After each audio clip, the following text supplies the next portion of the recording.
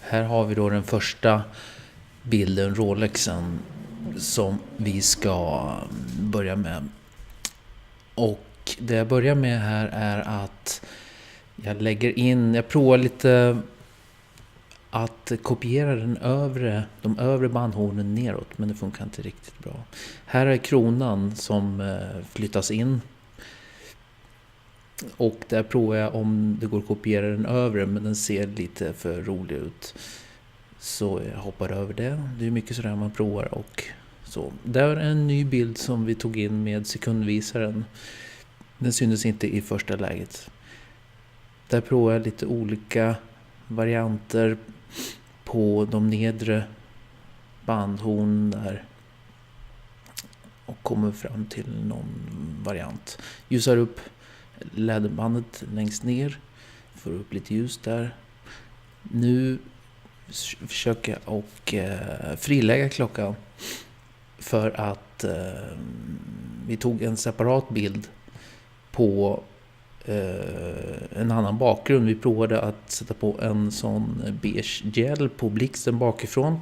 Så att det går lite mer i den här bruna tonen med klockan, med guldet och armbandet.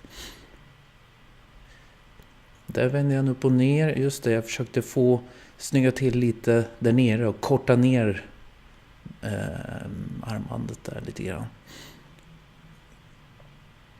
Jag snyggar väl till lite allmänt runt om. Här är det bakgrunden som jag pratade om. Jag snyggar till från sensorsmuts och allting och så la jag på den bakom. Och här städde jag upp allmänt från damm, kon och sådana saker. Hur mycket man än försöker göra rent klockan så är det alltid väldigt mycket. Där kopierade jag upp vänster sida från tavlan och la på höger sida, spegelvände den. För det var väldigt mycket kladd under, eller det var en reflektion under bubblan. Nu tog jag en index från vänster sida och kopierade över till den andra sidan för den var lite snyggare ljussatt.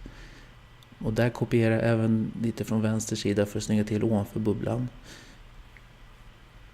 Och lite runt bubblan där.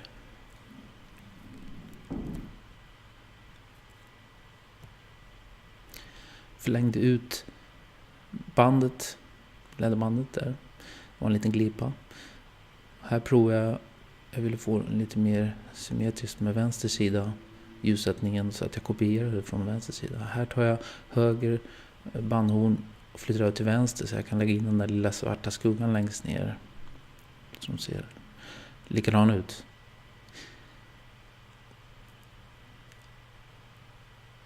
Ljusar upp Wednesday där uppe och ändrar bakgrunden till lite brunare ton så att den går bättre i linje med hela klockan. Rättar upp, får lite mer.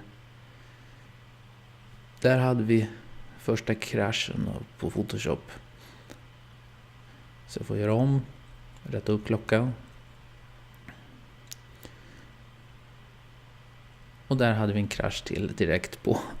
Så det är bara att öppna upp den igen och göra om det en gång till. Rätta upp, kroppa. Här håller jag på lite med dust and scratches för att se om jag kan få till den. Och där bubblan,